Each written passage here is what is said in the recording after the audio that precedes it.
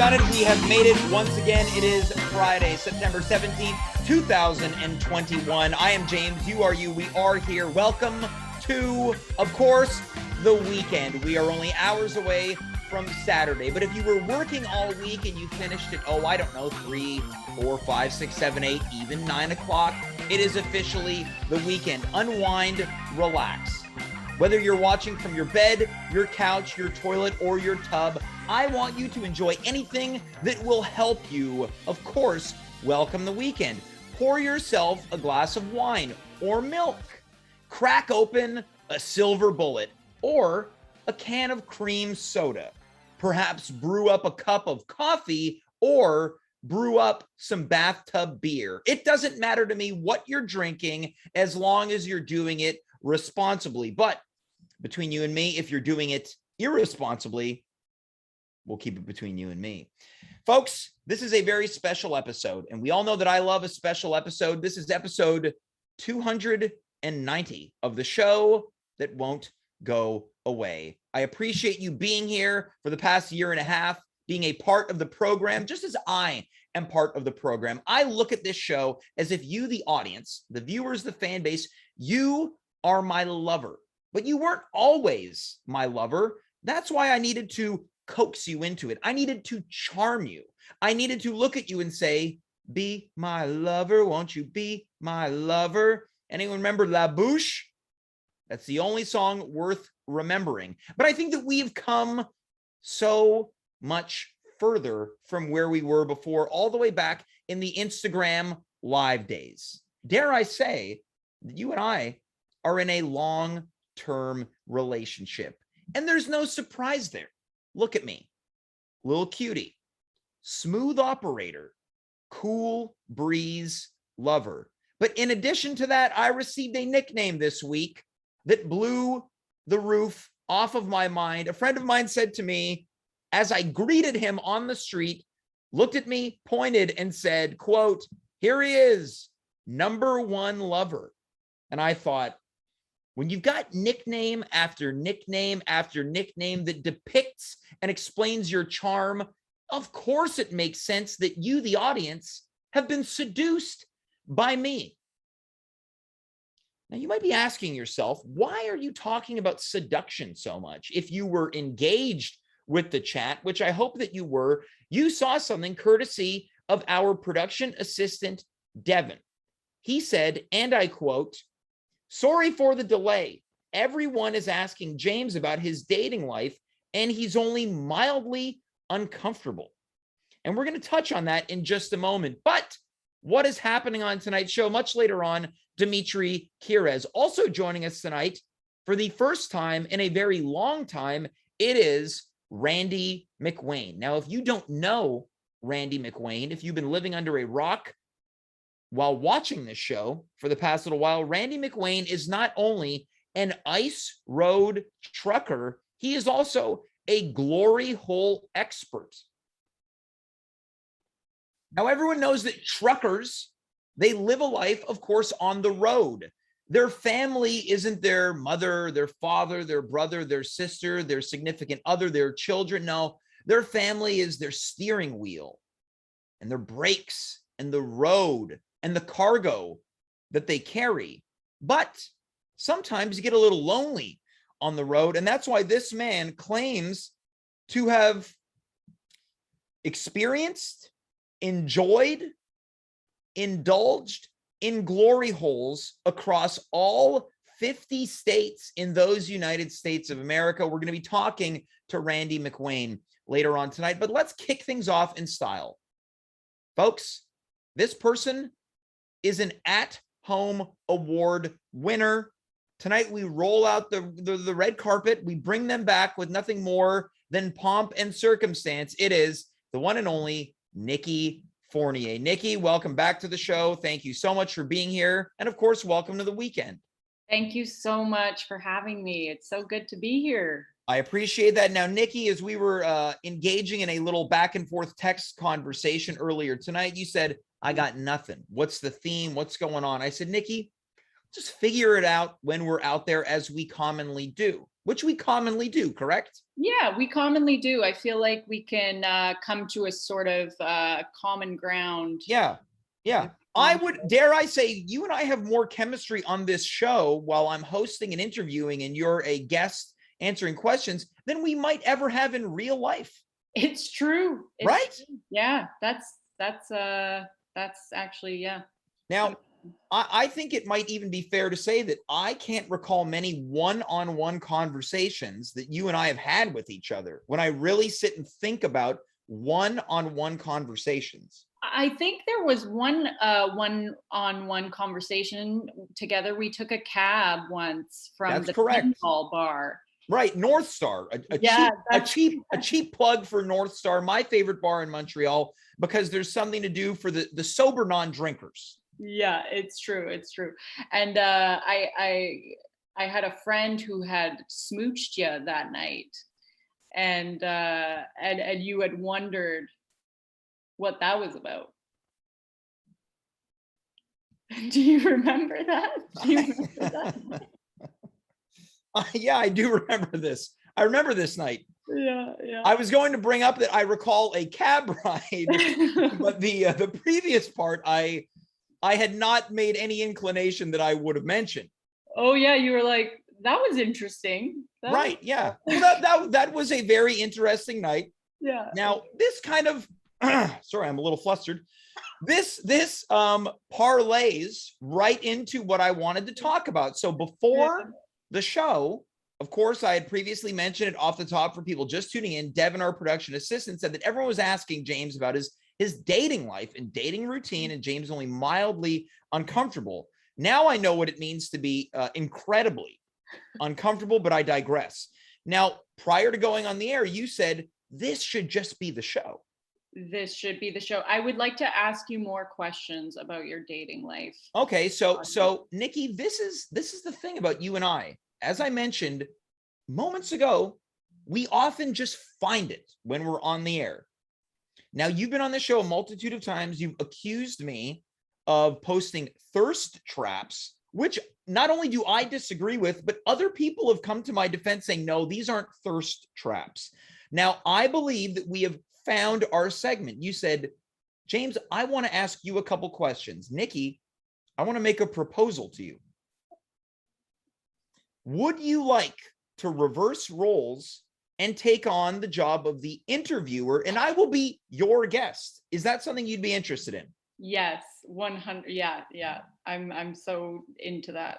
Now then, this is a good exercise for me. It forces me to relinquish control of this show, which I take a lot of pride in. I take a lot of pride in running a very smooth operation, which is why I am, of course, the smooth operator. So, Nicky, you are now in the driver's seat. This is no longer At Home with James. Nicky, what is the name of this show?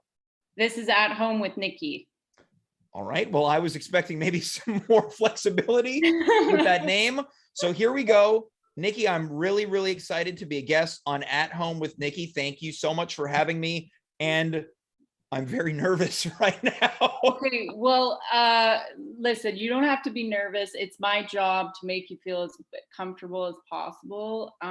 These questions are not, you can just share whatever you want. Sure. This is the first one that came to mind. Have you ever been hypnotized? Have I ever been hypnotized? You mean by a hypnotist, or do you mean theoretically like someone's gaze has sent me into a hypnotism spiral? You mean by a hypnotist? We'll start with that. Like, have you ever been hypnotized by someone's like look in their eyes? No, I would say that I've never felt without power due to somebody's, look. No, I would say that I have. What's that now? Or demeanor? Demeanor, I would go with no. I've been curious. I've been intrigued. Hypnotized, to me, when I think hypnotized, you're kind of without your own composure. You're lost and you're kind of figuring out what to do. I've never felt that way. Have you ever tried a dating app before? No. Now, this is a hot topic on this show. Dimitri Kyres is going to be here later on, has often tried to convince me both on and off the show. The answer is no. I've never been on a dating app. Your friend Dimitri has tried to convince you to try it? Yes, my friend Dimitri has tried to convince me to try it. So this friend, Dimitri, has he recommended any specific apps? If memory serves me correct, he has really been a champion for Hinge. Okay, yeah. I heard that one's pretty good. Or is it Bumble that he? Oh no. I think he specifically, and we're getting confirmation now from our production assistant Devin. He was a champion for Hinge.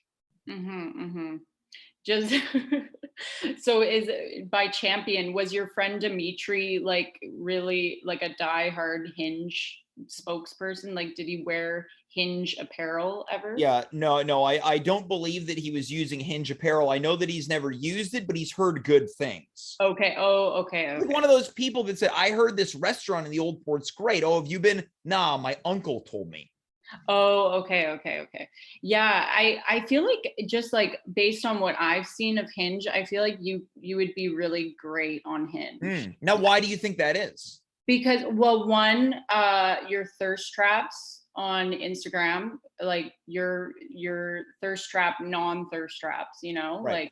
like you have a great collection of photographs of yourself. You're like you look interesting online. Oh, thank you. You look like an interesting person, and I feel like with those prompts you'd use your comedic skills to your Okay. advantage. Well, now I've heard that people have often mentioned don't try to be funny on it. Of course, I've never used it, but this is, it's not for me to say because I have no experience one way or the other. Mm-hmm.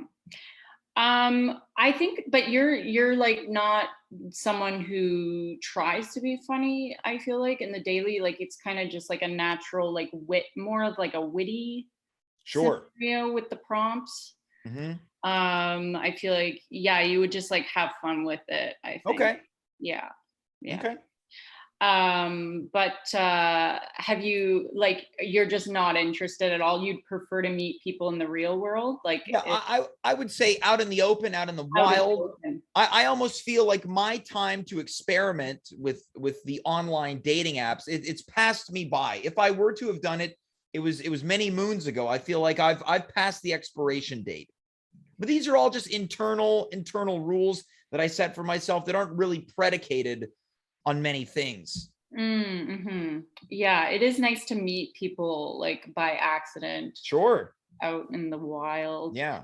Do you hang out at parks? Do you hang out in any put yourself in any situations in which those things could kind of serendipity Right. do? Yeah. So do I make myself available out in the wild? Specifically, am I hanging out in parks? Yeah. Yeah. Yeah, I would say that I enjoy a park from time to time with a friend. Okay. Mhm. Okay. Do you and your friend ever say like, "Oh, hey, look at that person"? Yeah, I suppose it happens where it's like, hey, look, check that person out. That's interesting. But that's Oh, about it. yeah. Right. And then do you ever like would you ever talk to someone that you don't really that you Oh, don't I don't think I would approach a stranger in the park. They don't need that, right? They're just there to read their book or to hang out with Mhm, their little doggy or something like that. mhm. In the past, have you ever like found that you have good luck through meeting people like through other people? Never. Like meeting an acquaintance or Hmm. Yeah, very rarely. Very rarely. very Yeah. rarely. Like Yeah. you never like met through a mutual friend. Well, that's happened once in my life. That's happened once. Yeah. Okay. And This is now this is becoming like a we've often teased on this show, James Exposed. You're accomplishing this right now. My discomfort levels are just slowly beginning to rise, but it's important for us to be comfortable with being uncomfortable. Yeah, and you're someone who's very, like you said, very grounded. It's hard for you to be kind of knocked off your feet. Yeah. You're correct, Nikki. You've got me pegged right now. Yeah, and like yeah, most times I see you you're usually sitting down. So Now, is that some type of tell, do you think? Like, hey, is that something you maybe engage in conversation? Because look, Everyone talks about each other. I try not to gossip about people. You think that's something people do? Hey, James is always sitting. You ever notice that? He's always sitting. Yeah, he's sitting, but it's like it's a kind of a power position for you. You know how most people think like higher status people are like standing up, standing above you. But I feel like you'd be just as comfortable arguing in court sitting down. Yeah, I think that's fair to say. Yeah, I like sitting down a lot. I go to a party, I try to find a seat. I'm not one to walk into the hot spots in the kitchen. I want to find a seat and sit down. Yeah. All right. Did you go on vacation this summer at all? Anywhere? No, I've not been on vacation this summer at all. No cottages? No. No, I've been to a cottage exactly one time in my life. Did you like that? I thought it was quite nice. I was with a group of friends. It was pretty pleasant. Yeah. Were your friends drinking? Yeah, there was some heavy drinking. Yeah. At one point, a full beer was thrown into a bonfire. I was asleep the whole time in bed, though.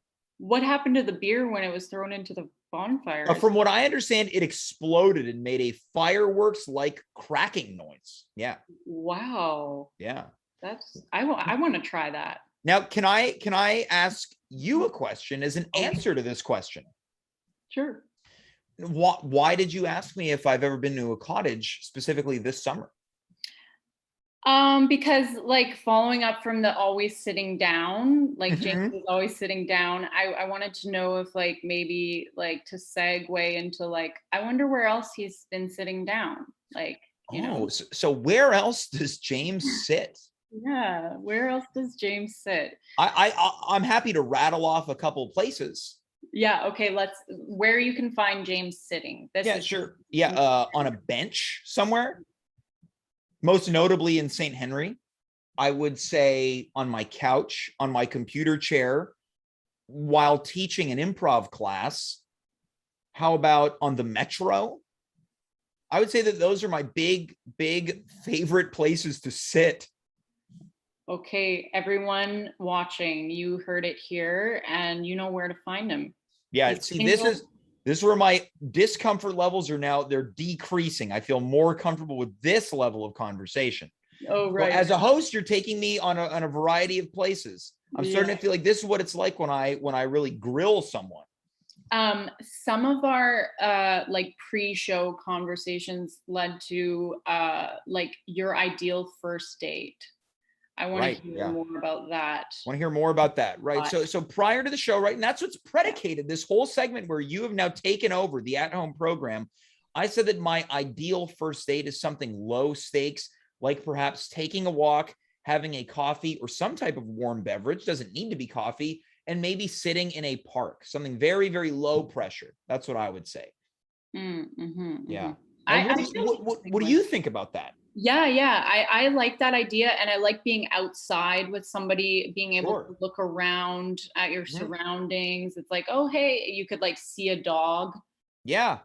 You know. And I'll tell you what, a younger version of James would have said, going to see a movie.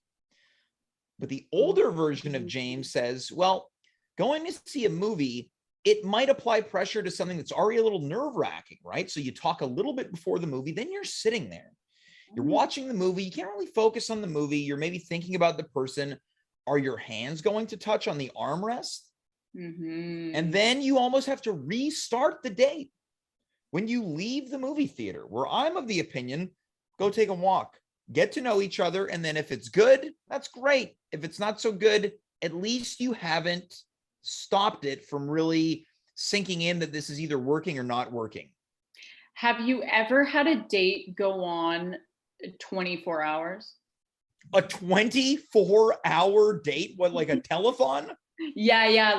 Like you've just been so into each other. The chemistry is flowing. The conversation is great. And then you say, why don't we keep hanging out? And then they're like, yeah.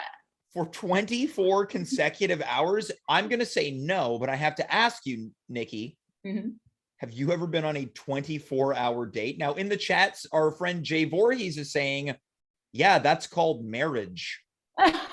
Wow. So have you ever been on a full 24-hour date? Oh yeah, yeah. I've been on 48-hour dates. What does this look like?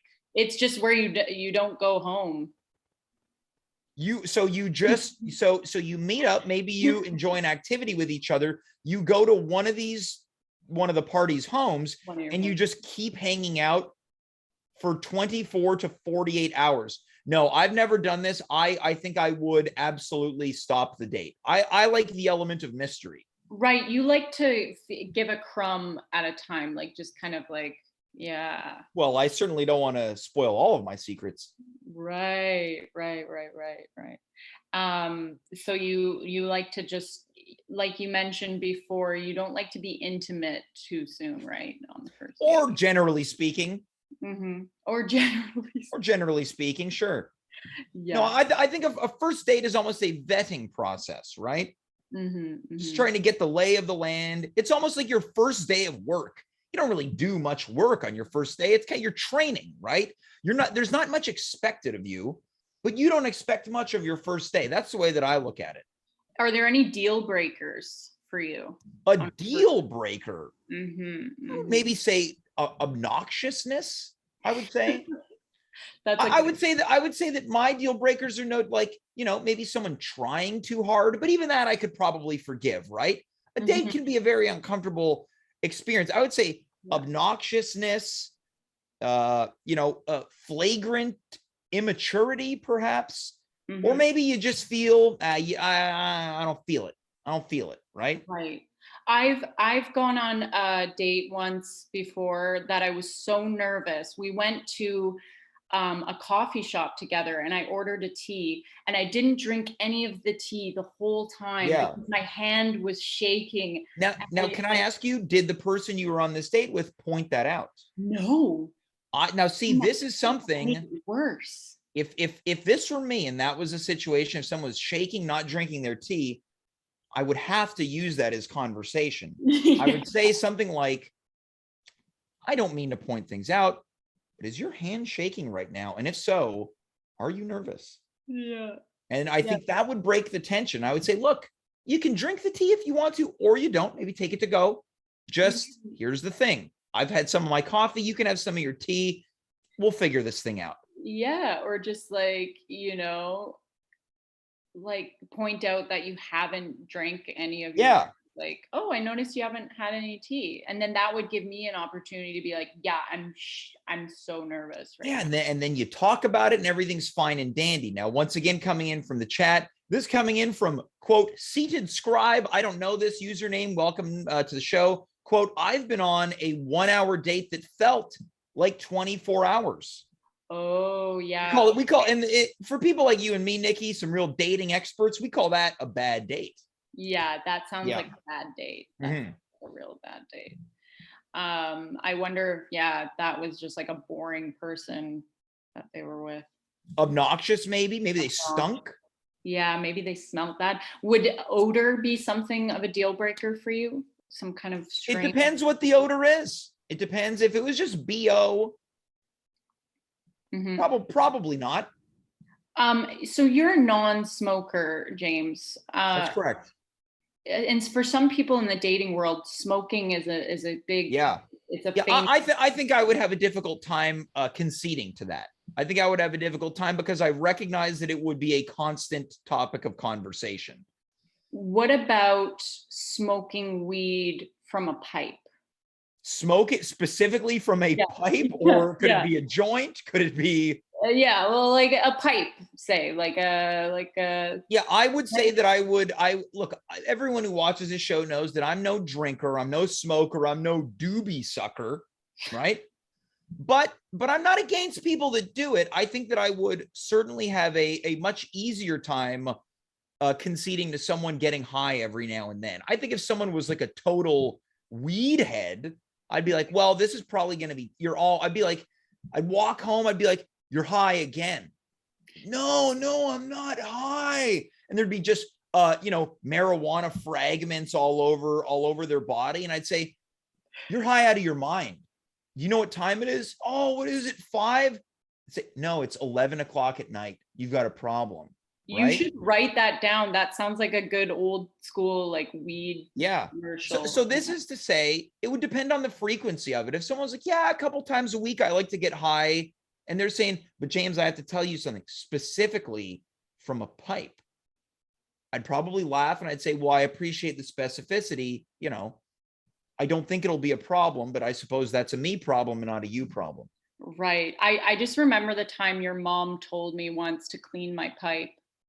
Yeah. So for people who don't know, you got high on the street with my mom outside of a movie theater, and you had clogged your drug paraphernalia with marijuana. There was no filter, and then you began clanking and knocking your pipe against a sidewalk.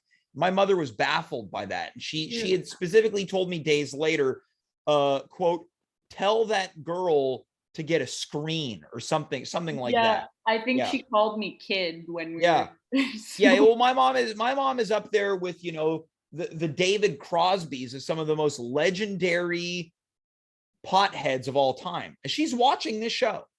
She is right now. Yeah, which really explains a lot of my discomfort. Oh. Wait, after how many dates? One more question. After how many dates would you introduce your date to your mom, like, for example? Oh, probably in the 50s. Okay. So in the 50s, right? Because here's the thing, my mom lives in the Laurentians. I live here. There's not a lot of opportunities, right? Mm-hmm. And what am I going to do? Make hey, I'm going to make plans to get everyone together. But if you had a car, drive, that would be a fun little date, like drive to the Laurentians and be like, hey, you want to meet my mom? Sure. That could be fun. You're correct. I don't disagree. That sort of stuff doesn't make me particularly anxious. I don't live with a lot of anxiety, Nikki. I love that about you. I'm the opposite. Okay. I'm with a lot of anxiety. So this is what I want to propose, Nikki. Next time you come back, we're going to reverse the roles. I'm going to talk to you maybe about your anxieties, but around dating. Oh, sure. Mm-hmm. Yeah, absolutely. Well, Nikki, look, we found it again. We've done it again. Say hi to your mom. Well, she's watching right now, so feel free. Feel free. If you want to reminisce, take a second right now, Nikki. Oh, man, that was really fun. I can't remember James's mom. That was so fun. We saw that movie together. We got a little high before. I really respect that about you. Well, Nikki, thanks so much for being here. And I'll relay whatever message my mom gives to me over to you. Thank you. I look forward to it. Thanks for doing this, Nikki. Much appreciated. Thank you. I'm going to go smoke from a pipe. Yeah. All right. Take it easy, Nikki. Take it easy. Yeah, that's Nicky Fournier. I'm going to tell you something, folks. At the beginning of that segment, when I said, Nikki, I'm handing over the reins to you, and Nikki's talking about particular nights in a pinball bar, I'm getting sweaty. You can't see it. My body, real hot and bothered, and not in the sexual way. Now, when it comes to sexuality, as I mentioned off the top, no one knows more about getting freaky than our next guest. He just happens to do it behind a wall. Let's welcome the ice road trucking legend. It's Randy McWayne. Randy, welcome back to the show. How are you? Hey, James, what's going on, man? I'm doing really well. Thanks for being here tonight. Thanks for having me. I appreciate it. Well, of course, as usual, you're on the road. Where are you coming from us? Where are you coming to us from tonight? Well, I'm an ice road trucker, and it's the summer, so right now I'm stuck in a puddle. Oh, you got your wheel stuck in a puddle. This happened earlier today? No, it happened earlier this season. Every summer. This season? What do you mean this season? Like late May, early June? Like summer season. Yeah, when does summer start? Thinking about June, officially in June? When the ice thaws. Well, the ice starts to thaw in probably April. Well, it depends where you are, James. Where were you? I'm up north a lot of the time doing my ice road trucking. Well, up north where? In the northern Canadian territories, Alaska. Okay. Well, Alaska is not a northern Canadian territory. There was a comma there. Oh, I understand. My apologies. Northern Canadian territories, comma, Alaska, Greenland. I thought there were going to be more locations there, but we'll move on. So you've been stuck since June? Yeah. Well, that's what happens for us ice road truckers when the great thaw comes along. Our truck gets stuck and we hibernate till the next winter. Now, is this just lingo that you use? The great thaw, you hibernate? I mean, it's lingo that I use. Yeah, these are words that I'm saying that describe things. Now, I understand. Now, do you sleep in the cab of your truck? Yeah, I have a little apartment in the apartment? A little truck apartment in the back of my truck. How big is this thing? Like, I live in a 3.5. How big is yours? Oh, it's probably bigger than your place. You're telling me you have a bigger little apartment in your truck than I have in an apartment complex? Yeah, probably. Yeah, these are luxury vehicles. Okay, so when you're on the road 365, 24/7. Yeah. Sometimes you pay for the bigger truck to have a little bit of extra leg room.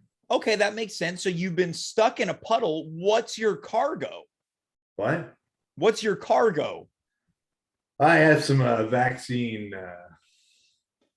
that's sort of spoiling back there in the heat. Right. So last time you were here, you were carrying a cargo full of just literally the vaccine liquid that you've been carrying, and you were dishing out vaccines that I believe you were charging money for, and you were using the same syringe on everyone.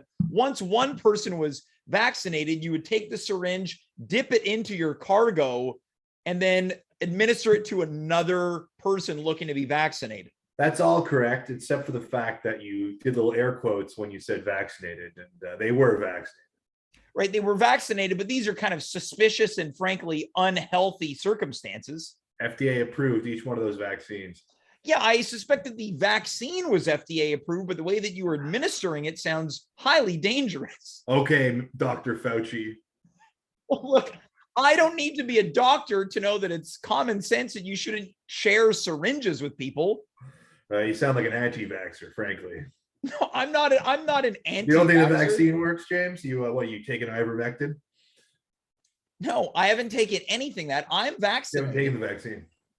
Yeah, well, I have taken the vaccine. I'd show you my QR code, but I don't want it to get hacked. Okay. All right. But here's the thing, you're using, it's not the vaccination that I have an issue with. It's the fact that you're using, again, the same syringe. How many people did you vaccinate? What's your record vaccination in one day? I don't know. You don't know? Yeah, I'd lost count, man. Well, how much money did you make? Oh, quite a penny. A rough estimate. I don't know, 10 grand. 10 grand. Okay, so how much was one vaccination? That's good. $10. Okay, so divide 10 by 10,000, and that's not how you do that. How is it? You divide 10,000 by 10. Okay, so my apologies. Oh, wait. No. Oh, so I was correct. Look, you're telling me that I was correct in this situation? For the first time ever, I have outmathed someone on this show. So let's divide 10 by 10. Hold on. What was your formula? I said, if you've made $10,000 and each vaccine is $10 and you don't know how many vaccinations you dished out, divide 10 by 10,000. Wrong. Well, what's the formula? 10,000 divided by 10. Okay, so let's divide 10,000 divided by 10. It's 1,000. So you gave out 1,000 vaccines using one syringe. Yeah. Pretty cool, right? That's really cool. Aren't you concerned that there might be some issues with that? James, I'm a glory hole frequenter. You think a secondhand syringe? It's not a secondhand syringe. It's a 1,000-hand syringe. Hold on, my cell phone battery is dying. 1 second. Disappearing into the puddle is Randy McWayne. right. You just sunk right in that puddle. Yeah, that's where the outlet is. Oh, wait, the outlet for your phone is buried beneath the surface of the earth under a puddle. Yeah. Okay, well, let's continue on here. Sure. You mentioned that you're a frequenter of glory holes, so you admit that your methods of dishing out these vaccines are not necessarily above board. I come on the show, it's like, what am I, on trial? No, you're not on trial, but you're giving What out is this, these. Charlie Rose? No, it's not Charlie Rose. I'm James. Is this Frost Nixon? No, this is not Frost Nixon, the film. Well, it's a real interview. It's a real interview, but it wasn't called Frost Nixon. Okay, Mr. Technicality. I finally got you're real confrontational. got this. Yeah. Well, look, I want to ask you a question. You mentioned that your vaccine antidote is spoiling. Yeah. What's your plan moving forward? Are you going to try to give those out as fast as possible before they go sour? Nah, I'm gonna dump them in a river. You're just going to dump a bunch of vaccines into a river? Yeah, I figure anybody who wanted the vaccine by now has already taken it. And okay, look, that's fair. I think that's fair, but don't you think it's a little nefarious to be polluting rivers with Moderna, Pfizer, AstraZeneca, Johnson and Johnson? well, might help the fish. Oh, so you're looking at this as almost like almost some type of what word can I use? This is like a kind gesture for wildlife beneath the water. Exactly. That's right. All right, so we're on the same page, James. Yeah, we're finally on the same page. So let me ask you a question. When do you expect to be back on the road? I'm hoping soon. I got a vote on Monday. Oh, right. So you have to make it back to Montreal to vote in the federal election, or To wherever make it you to like. the polls. Yeah. Yeah, you got to get to the polls. So is your riding in Montreal, or are you part of a different province or territory? I'm a Montreal rider. All right. So what's your Ride or neighborhood? die. What's your neighborhood? NDG. You don't sound too sure about that. Well, I wasn't sure if it was Ville Marie or NDG. I don't know how they quarantine it. All right. So which of the candidates are really floating your boat? That's the thing. I'm struggling with it. Who are you voting for, James? Well, I'm still doing my due diligence to read into it to the best of my abilities. Yeah. So I'm in the same boat as you. Yeah. Well, on the one hand, right, global warming's causing me issues. I got my truck stuck in a puddle for 6 months of the year. Yeah. On the other hand, I like cheap gas. Yeah, it's a real this or that. Now, can I ask you a quick question about your truck? Sure. Yeah. Are you concerned that the ice is going to, because you said your truck is in a puddle. What if it freezes your truck within the ice? I mean, that's happened before. You kind of just got to scorch it out. Scorch it out. Now, Yes. Can you tell us what that means? Yeah. Yeah. Sort of a flamethrower of sorts, and you kind of scorch it out. Flamethrower? Yeah. All right. Well, that Tesla settles makes that. them. Now, I want to ask you, we've talked about glory holes a little bit. Have you been doing any frequenting as of late? I know you were frustrated last summer when they were the thing to do in Vancouver. Have you been frequenting any glory holes that have been blowing your mind? I wish, man. I'm all backed up. What do you mean you're backed up? I'm backed up. I haven't been to one in a while. I've been stuck in this puddle. Right. So I'm excited to get out there and hit the holes. Get in there. Have some anonymous coitus. Are you having coitus in the glory holes too? Now, what are you doing there? Well, I don't use them. I always imagined that it was more of an oral pleasure experience. What does coitus mean? Coitus is, I believe, genital to genital sexual interaction. Really? Yeah. So, Devin, if you're out there, I know that you're in the chat. Could you get us a definition of coitus? Put it in our production conversation. So we're going to wait for this breaking news, but that's always what I understood it as. But you're having full. Man, I'm embarrassed if that's the case. I've been using coitus the wrong way for years. Oh, well, there's nothing to be ashamed about, right? Well, hold on. We're getting an update. So we've got here coitus, sexual intercourse. So I guess it's dependent on what people define as sexual intercourse. Sure. All right. So you've been without coitus. You said you're backed up. You're not, you're not taking care of business. Not right now. No. I try to keep the apartment in my truck pretty clean. So Right. not taking business back there. I don't want to do it outside. Could get wet in this puddle. Right. Yeah, of course. And you wouldn't want that. Now we're getting a follow-up definition of coitus. Quote, the act of coitus is the natural method by which conception inherent, excuse me, I have to reread this now, in which conception occurs. So basically, I think there's a sentence. Yeah. So basically it means when people are having genital to genital interaction. Yeah. So I guess you've been using it improperly. I've been using it improperly. So I Well, apologize to all everyone out there who I told I'd have coitus with, but I ended up only having some sort of oral. Some sort of oral. Yeah. All right. Well, as we begin to wind down, Randy, anything you want to let the viewers know, maybe message you want to send out before we call it a night? Yeah, if you ever see a trucker stuck in a puddle, throw him, give him something to eat. He's probably pretty hungry, Wait, hold on. You haven't been eating?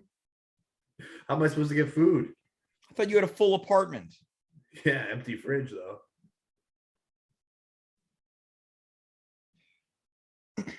Well, Randy, I want to thank you so much for being here tonight, and check in soon, okay? I'm hoping for the best weather-wise for you. Hey, yeah, and next time I come on the show, take it easy with the questions. All right, Randy. Well, I'll try my best to fulfill that request. Have a good night, okay? Tom Schneider. That's Randy McWayne, the ice road trucker / glory hole enthusiast. This guy's saying that he's using Tom Snyder like it's an insult. I take nothing but great compliment in those words. Maybe I'm a little feisty, right? I was on the hot seat. I'm usually the one driving this truck before Nicky was driving the truck. I was in the passenger seat. Then I get back in. I'm feeling a little, ready to rock and roll. Talking about rock and roll, we will be back this coming Monday, 9 p.m. Eastern Standard Time. Who's going to be here? Dave Kaufman, and so much more. Once again, Monday, as well as Wednesday and Friday. Let's welcome our third and final guest. He is live and in living color. He is boy wonder himself, Dimitri Kyres. Dimitri, welcome back to the show. How's it going, James? I'm doing very well. How are you? You look like you're a little worse for wear. Things have not been good for me. Right. You get one guess why things have not been good for me. Well, for people who don't know, weeks and weeks ago now, you announced on the show that you had taken over the Marathons franchise. Marathons, very famously known in this province as Fine Greek Dining. You've not only been managing them, you're the proprietor, but also the head cook. And you've been really revamping the menus, which has resulted in almost little to no success. No success.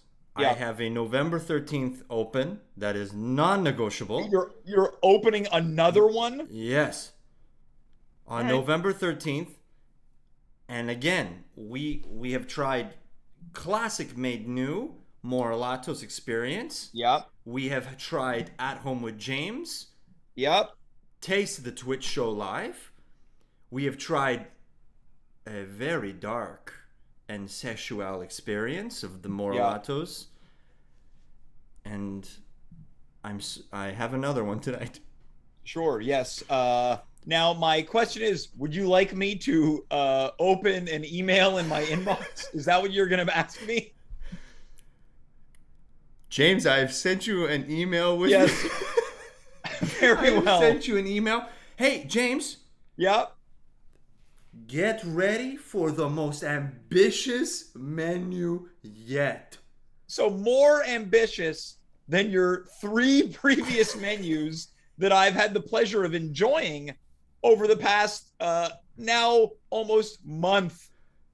step into, and I spent a lot of money Mm-hmm. to revamp one of the Morelatos. Yep. So come on in and let the music take you. All right. So once again, this very upbeat, very, very socially stimulating music. Sounds like a playlist that people can really get behind and enjoy. This is the new upscale. Mm-hmm. Upscale Morelatos experience. Taking the fine dining world by storm and taking beautiful, delicious, expensive food and making it available on a very easy to read lunch menu. All right. Because what do people love doing most is taking their client out to a beautiful lunch menu. And obviously I'm having a hard time getting clients. So I said to myself, why don't I up the product so I don't need that many clients? I just make the dishes a little bit more expensive. All right. So first and foremost, if I'm to understand correctly, you're in one of the locations right now. Yes, I'm inside the mock-up right now. So this is this is a mock-up. So what is this, a miniature? This is a miniature Morelatos that I have designed myself. All right. So I want to tell you right off the top, I think it looks quite nice. Really? Yes. James, this means a lot coming from you because, you know, you like hot dogs. Sure, I like hot dogs. You're like a hot dog aesthetic guy. And I'm not saying this thank you for that. I'm a hot dog aesthetic guy. And now this looks like a place that I might go on a 6th or 7th date. If you can afford it. But for you, everything is always on the house. Of course you know this. I appreciate that. Well, I'm looking at your menu right now, and the slogan reads, high-end lunch deliciousness made special with delight. Yes. Which says a lot without really saying much. But there's a lot to explore. It's a I can't stress this enough. I have designed every dish to be extremely high-end with fantastic produce and an experience like no other. So, all right, so let's begin looking at the menu. Yes, you'll notice no entrees, no mains. Yeah, no, this is a skimmed down menu. Yes. Minimalist, which is very much known for when it comes to fine dining. Yes, very, very fine. So again, you sit down. This is what we got. Well, let's go with the first item. This is called Let's Taste Some Crêpes Délicieux for $42. Now, am I to understand that this was meant to read crepe? Yes. This says crêpe. Let's taste some crêpe delicious. All right, so it reads as follows for $42. Open face crêpe, of course, creped, baked warmly with simple sweetness, brown honey butter, farm to table sausage, greens from garden, maybe lettuce if in season, soft cream, and hard cream. This is what's hard cream? Hard cream is cheese. I understand. Now, what I'm mostly interested in is this idea that you can get it with lettuce if it's in season. And this is a conditional topping. This is a conditional topping because I want to indicate that I'm only getting produce that's in season. Nothing that I'm bringing in because it's very expensive. Sure. I'm only giving you the best of the best. So sometimes you're going to have a bed of lettuce and sometimes you're not going to have anything. Look, here's the thing. I don't think this sounds terribly bad, right? You've got a nice crepe and not crêpe. You got some brown honey butter, some sausage. You got some greens on the side and some cheese. I just think maybe there's a difficulty with your wording and grammar. Let's taste crêpe delicious. Is that not, what am I saying wrong? Well, I would play with it. But again, I think overall the item sounds good, quite expensive. $42. But again, it's the high-end experience. They look at the price. So again, you and I, we have walked by this place, shall not be named, on Notre Dame. It's always busy, is it not? Sure. Yes, I think I know. You're talking about a breakfast restaurant that many people like to go to, high-end? No. Shall not be named. I was talking to one near the park. I know which one you're talking about. Yeah. So again, this is a place that it's not so much about the food, it's to be seen there. Okay, I understand. So you're saying to be seen, it's important to have high-end items. So that's going to lead us to our next high-end item. For $55, it's called Give Us the Tomato from Your Garden. And it reads as follows.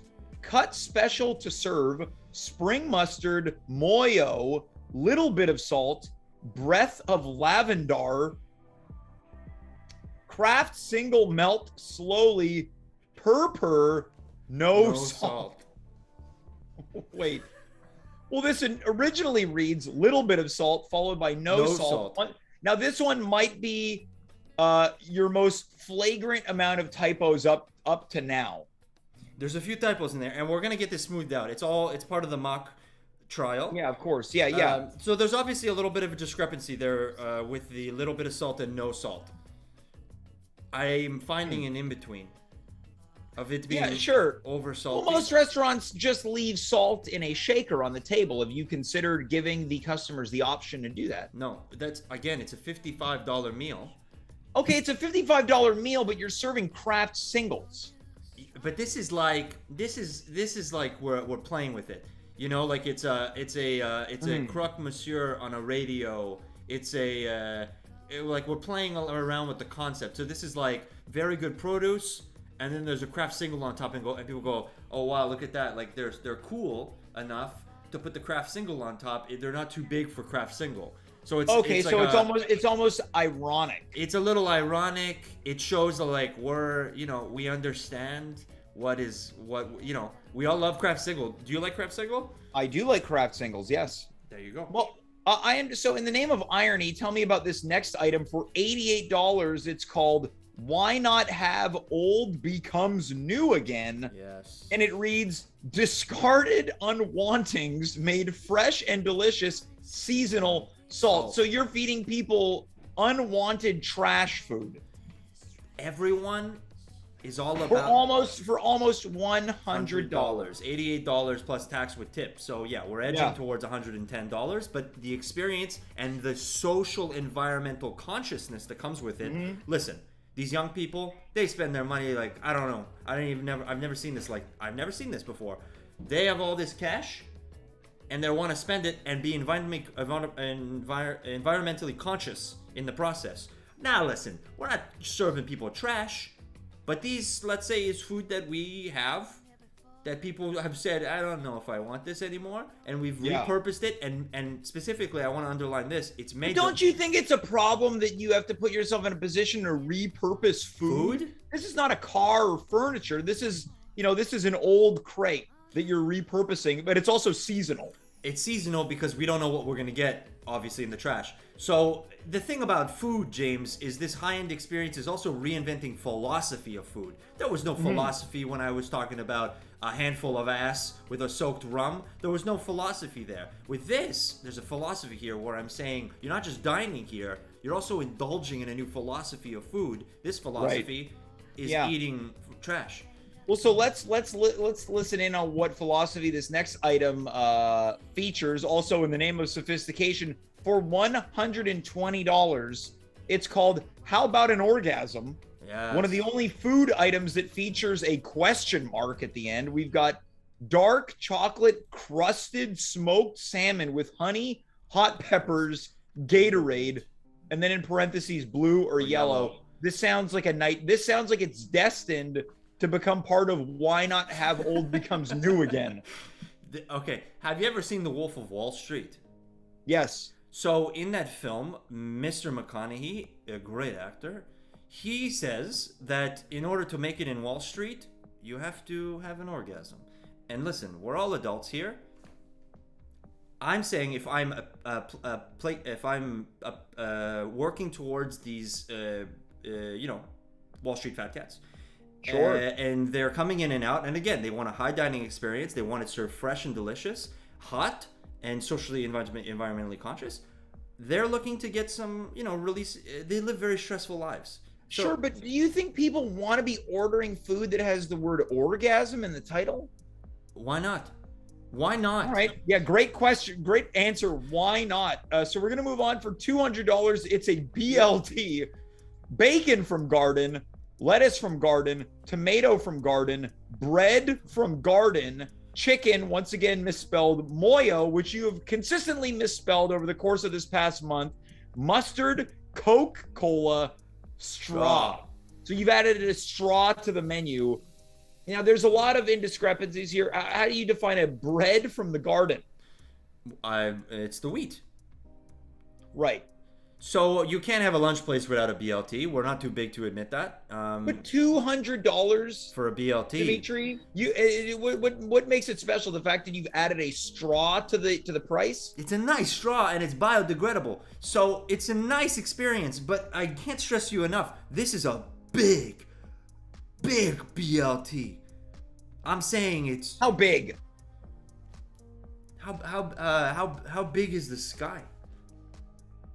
You're saying that your BLT is as big as the sky. Let's be reasonable with this. It's huge. It's Is it like a foot long sandwich? 6 foot.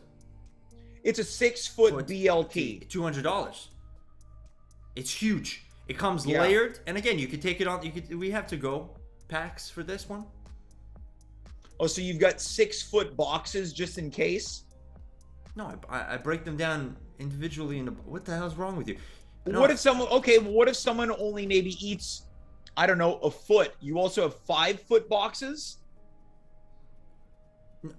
Yo, I don't understand what you're not understanding. We take the bread after we're done with it, Yeah. and we cut up the sandwich into parts, and then we Right. put them in individual packs. I don't understand. Yeah, I'm sorry. Yeah, forgive my ignorance. Let's move on to our final item for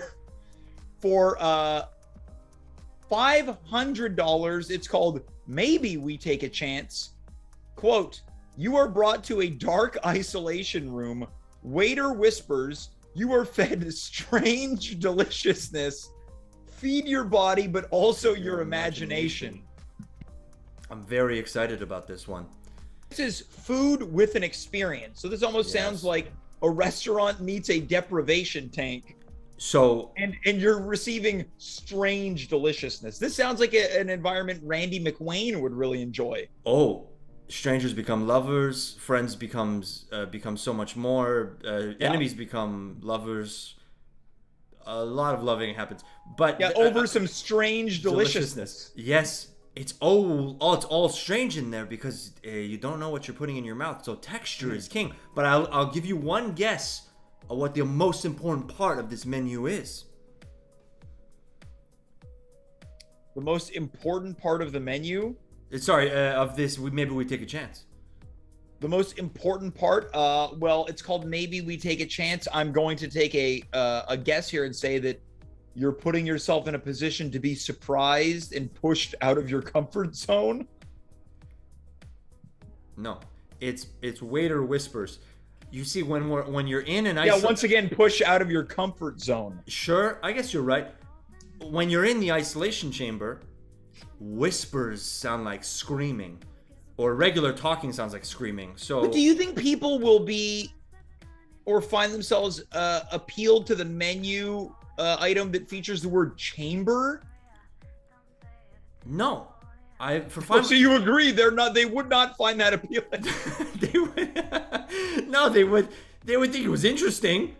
They would think they would want to try this. This is like, okay, well, let's be real. This is like gold shavings on ice cream. It's $500. Well, is that part of the strange deliciousness? Gold shavings on ice cream? Is that part of it? No, I'm feeding you octopus. I'm feeding you. You're the waiter? Yes, of course I am. I'm the waiter, the chef. I'm inside feeding you strange deliciousness and whispering in your ear. Well, you've heard it here first, everyone watching right now live on Twitch or YouTube when we bank this episode.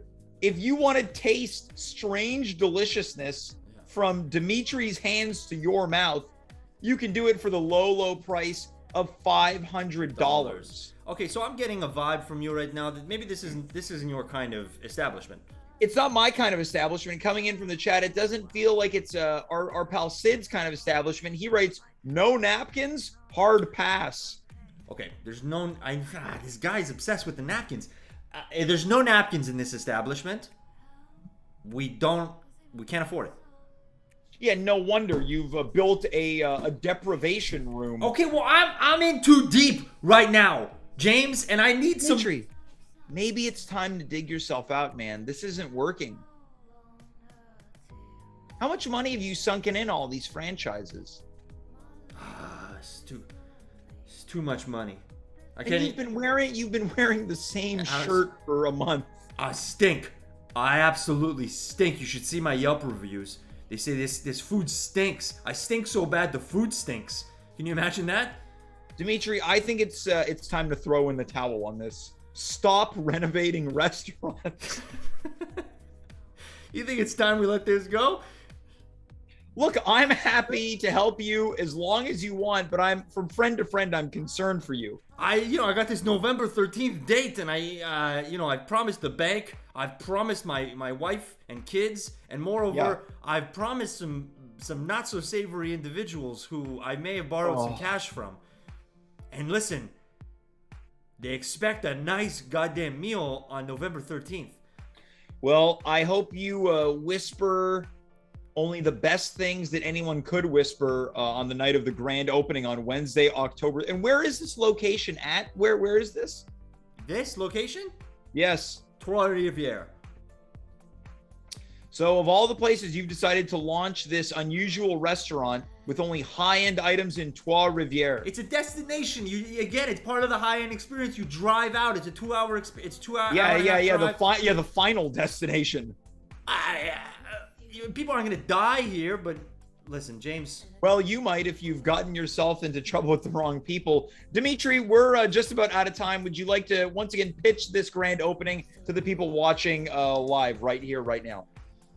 Listen, everybody, if you like a high-end experience and you're a corporate fat cat and you want to have an orgasm or go into a deprivation room where I whisper to you and you taste strange deliciousness, then why don't you come on to Trois-Rivières and give us a chance. Marathons, high-end lunch deliciousness made special with delight. I am there, and we always have room. Dimitri, thanks so much, and just really God bless you and good luck. I appreciate and stay safe. Hey, restaurant touring ain't easy. That's it.